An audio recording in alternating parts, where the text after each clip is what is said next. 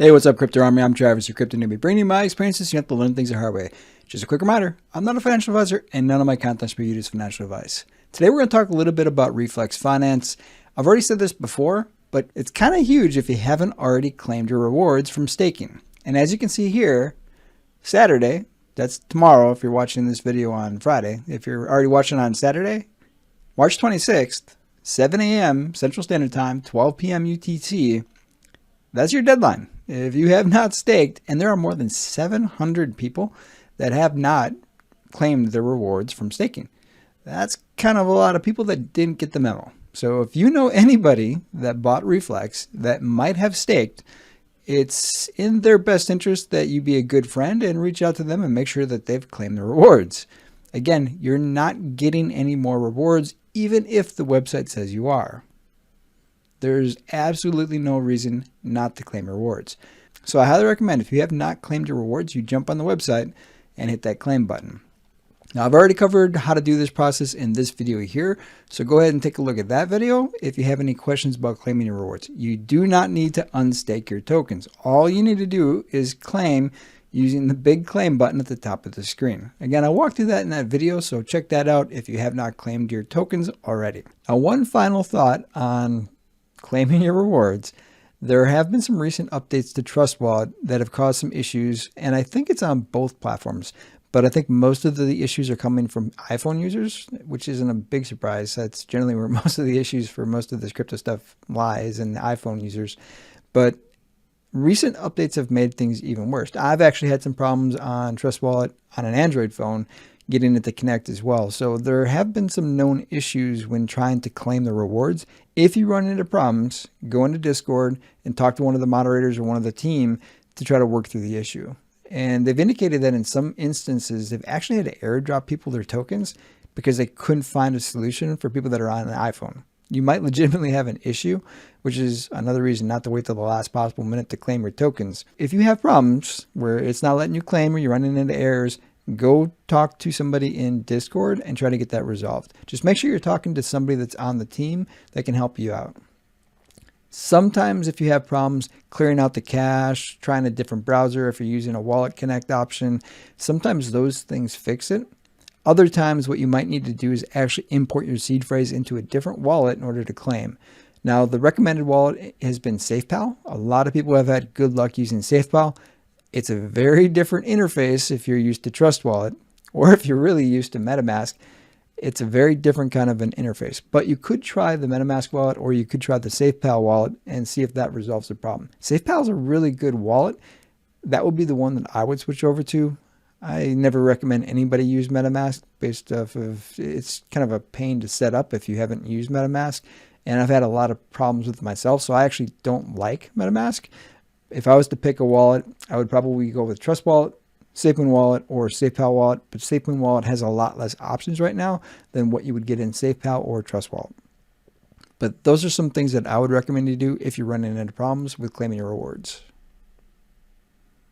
Now next, let's talk about the interface. And as you can see, we've gotten some leaks about what this interface is going to look like for the DEX and for the Launchpad. So as we can see here on the screen, this is the Launchpad.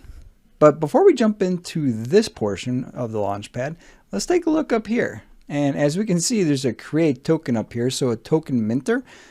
Generally, when you're doing a Launchpad, there's also a token minter there, but not all the time. Sometimes you have to use a different platform for token minting, and then you jump over to the Launchpad. So this isn't always a given with a Launchpad. But as you can see for the Reflex one, you've got to create token. Now, generally speaking, there's a fee associated with the create token process, but we don't see what that interface looks like or what those fees are going to look like for creating a token. Just keep in mind, that's another function that you might not have been aware of. And a lot of times with Launchpads, there's a whole bunch of other functions that are incorporated in Launchpads that they don't have to, but a better Launchpad is going to have those functions as well. So just keep that in mind, and those are all standalone utilities all on their own, because you don't have to have those inside of a Launchpad. Now let's go ahead and take a look at the interface here. So as we can see, token address, so you've already done your create token, so you've got a token address. And then what is the method? Is it going to be a public or is it going to be a whitelist only? And I would recommend that they have a third option here for both, because you can do a whitelist only for kind of like how Reflex did theirs. The first 30 minutes is whitelist only, and then the rest of it is going to be public until they hit their hard cap or until they end it at the soft cap. So I would think that they need a couple more options here, depending on what people want to do for their launches. Otherwise, it's a lot of the exact same things that you would expect. Now, when you get down to here to the liquidity lockup days, and this is kind of a technical question I would have for the team, will they have the ability to change this in the future? And I bring that up because sometimes you have to change versions, because you can see here, you've got the Reflex Finance swap for the router as well as the Pancake swap. So if they have to update this, kind of like Pancake swap V1 went to Pancake swap V2, well, if you're like some tokens and you lock it in there for decades, and there's a need to change this down the road, or there's some sort of an upgrade, that could cause a lot of problems for any project that locks it for years. A lot of people like that the projects lock it out for years, but that can present some issues down the road if there's a upgrade that needs to happen as far as the router or the swap that they're loaded onto. So that would be kind of the question I've got, is are they going to have some sort of a mechanism in place where they can change this, or at least transfer it from, say, V1 to V2 or V3 or whatever happens down the road? And then as far as the start and end time, I guess the question would come back to is this option here. So would you need more options if you're going to do whitelist and public, or if you're going to do whitelist tiers? I know we had talked about that for Reflex Finance, even though that's not what actually happened, but having a tier 1 and a tier 2, so the first 10 minutes are tier 1, the second 10 minutes are tier 2. So some of those functionalities is kind of what I would have expected to see in here, because those are some of the issues that we ran into with the launch of Reflex Finance that didn't quite go as planned. So I would have thought that those functions would have been integrated into this system. Now, as far as the overall design of the platform, I really like it. I think it looks really good. I think that this is a really good background that they went with, and I think that the design of this looks good. I mean, I'm not a expert on what a Launchpad would normally look like, so I don't have any comparisons to use. I've never stood up a token or tried to launch one, so I don't know exactly what this interface looks like, and I've never tried to go through the process. But those are kind of some of the things that stand out to me. Now, if they go with some sort of a tiered approach, not everybody will probably understand what a tiered approach is, just because it's not something that a lot of launchpads are doing. So I think there's probably going to be a need for some question marks that kind of walk through what the examples are, depending on how this would look with those updates in there. And maybe this is functionality that's going to be coming down the road. I'm not sure. Again, I don't know a lot about launchpads. Those are just some of the things I've heard about, and I've seen certain aspects in other projects. So I just think that those are some great features, because I agree. I think that a tiered launch sometimes is good. Now, as far as the interface for what we see, I think it looks good.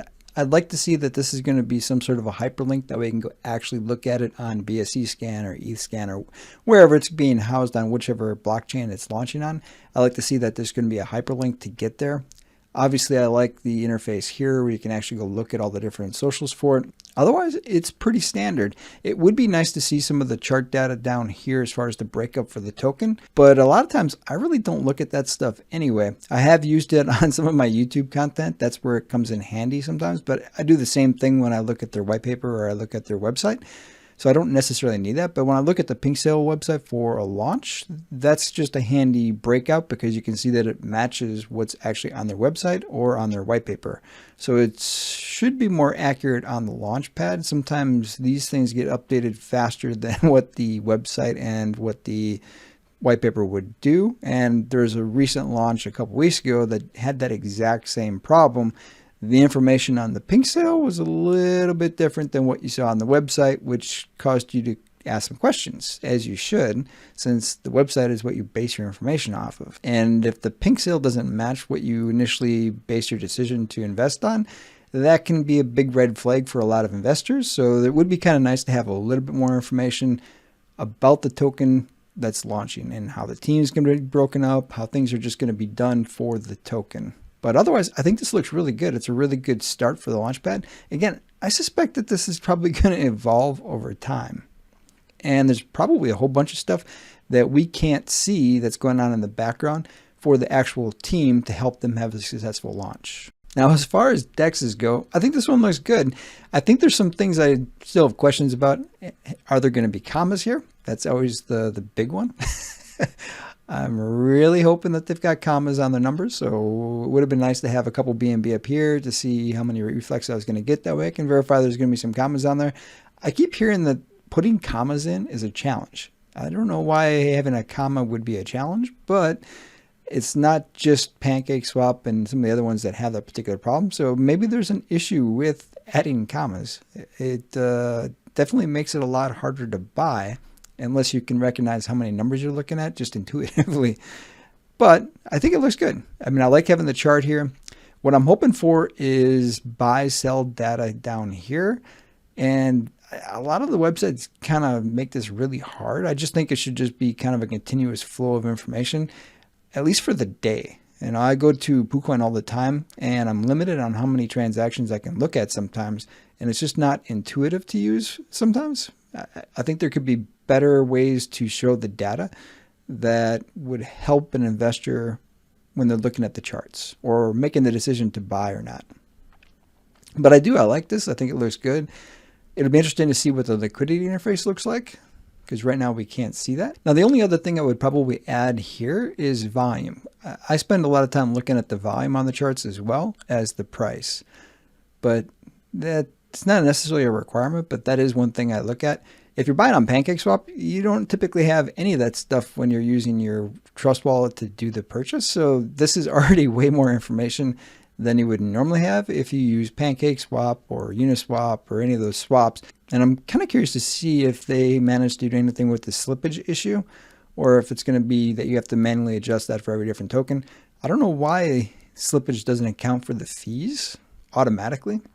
That's not to say you're not going to have to adjust the slippage if you're buying during a busy period, or it's one of those tokens that has a lot of volume going on nonstop. Then you still might have to adjust that slippage. But it would be kind of nice if this DEX integrated slippage, so all you have to do is account for volume changes and how much is going on.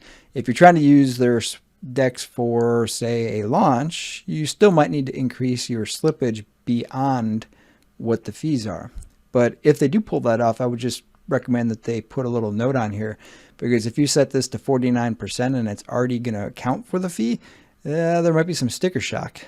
But I would also assume that there's going to be something down here that shows you roughly how many tokens you're going to get based off of that. And it should never go lower than that anyways. But there should be something in here that says we've accounted for the fees if they do manage to tackle that problem. Now, as far as their farms, I like how they've got this set up. It's pretty much the standard farm that you would normally see.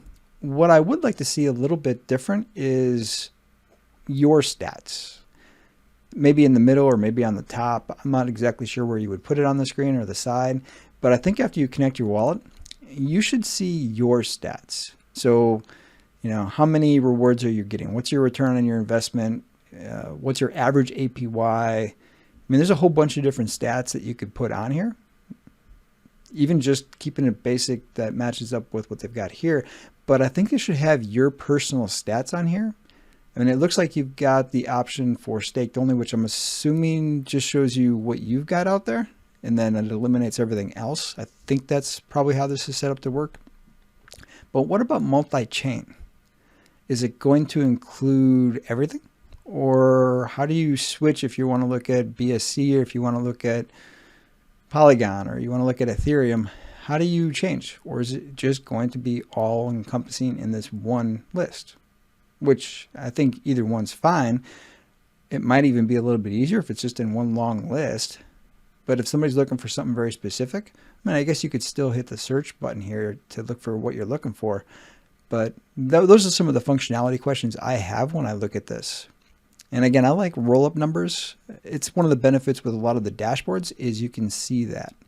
And I would hope that some of this information is going to be incorporated into the dashboard as well, so you can see what you've got across the entire Reflex ecosystem in one interface. So if all I want to do is go look at the dashboard and see everything that's going on with my investment portfolio for Reflex, then I can do that with one connect, and I don't have to go between the different interfaces. And the other question I would have is, This is your farming. Where's your staking? So I'm assuming that there's going to be another button up here for staking, maybe, or I'm not sure that I've seen anybody try to integrate farming with staking because it's a little bit different on how it works, but maybe they're going to put it in this interface. So those are some of the questions I've got when I look at this particular part of the system.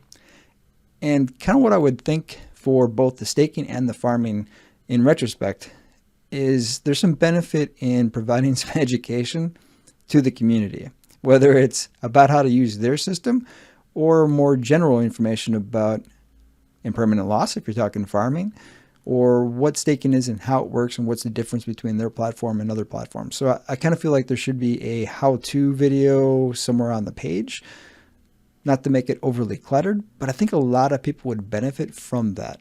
Whether it's a YouTube video or something else, I think that would be beneficial, especially in farming to cover impermanent loss. So whenever Ray comes up with that video, I tend to think that that video should probably be on here that explains the ins and outs of farming and staking. Just a short how-to video. Now, some of the other things I'm not 100% sure what are when I look at this is the multiplier. I'm glad that they're going to have a question mark there because I'm probably going to have to hit that myself. But what I would like to see is a way to sort this. Depending on what the multiplier is, I might want to sort by what's got the bigger multiplier. But I can tell you, I definitely like the ability to sort by APRs because I might go buy this 432% APR just to take advantage of that. Because pairing with BUSD and getting 432%, that's pretty good. Or 224%, that's not bad. Those are pretty good investments on an APR. Now, you got to go look and do the research on the token and see if it's actually a good investment or not. But those are some things that I like to do when I go on to different farms, is I like the ability to be able to sort. And as far as that summary that I was talking about, I was just thinking about it. Maybe what's expected based off of the APRs and currently where they're sitting. What am I expecting? Whether it's over the course of the year or weekly. I mean, I don't know what the period is, but that's always a cool feature because you kind of look at that and you're like, you get a little excited about what's going to be over the course of whatever that period of time is. Now, expected, I think a lot of people know that that's a forecast, and forecasts are often wrong, but they are kind of fun to play with, especially when you're talking about APRs like 432%. If you've got some of those even higher in there, that's pretty phenomenal when you get to hear of the expected of what is the expected value going to be or expected return. I mean, I don't know exactly how you want to put it in there. I'd like to see the expected dollar amount, but those are just some options on how I think this would really make this platform stand out from a lot of the other platforms that are out there. Now, a couple other observations, and this really actually applies throughout the entire ecosystem, but if you're buying in a different country, maybe you don't want to look at it in dollars. So is there going to be the ability to change the currency? You know, maybe it's going to be the pound or whatever. You know, are you going to have the option potentially to change the currency so that you can see it in your currency, whether it's euro or something else? Those are some little tweaks that really benefit the user depending on which countries are using the platform. And obviously the goal is to have this be worldwide used, so it's beneficial to have as many currencies as they can put into the system, at least all the big ones or the central hubs for crypto purchase right now. Right now, yeah, the US is the big one, so I can understand definitely why you want to have dollars on there. But there are some other pretty big crypto markets out there that it might be beneficial to have that as a feature on launch day, is the ability to set that. And this, again, doesn't just limit to farming or staking, but across the entire ecosystem to be able to set that maybe as a global parameter for the entire website. And then kind of looking at the whole ecosystem or the entire website, the question I would have is, has it been hardened against the DDoS attack? You know, that seems to be the common thing for websites, is there's always somebody lying in wait to attack the website and bring it down. Have they adjusted for that? Or for capacity? If we're talking about a launch platform, does the capacity exist to have 3,000, 4,000, 5,000 people looking at a specific project that might be launching at the same time as another project? And the number of people that are looking at this website might be easily into the tens of thousands of people. Is that going to bring the website down? Can you imagine if you're trying to buy a hot launch and the website goes down as you see the progress bar moving through. Can you imagine the amount of frustration you would have if that were to happen? And I don't know that there's a way to prevent it. I think that every website has those problems, but I think that there definitely should be something to address as much of that as they can in advance. Nearly every time that something launches on a website, it gets attacked. Even wallet launches. I mean, look at most wallet launches, whether it's SafeMoon or Saitama or any of the other ones that have launched, they've all had massive attacks during the launch event. So at the very least, I'm hoping they're prepared for the launch event so that this doesn't come crashing down.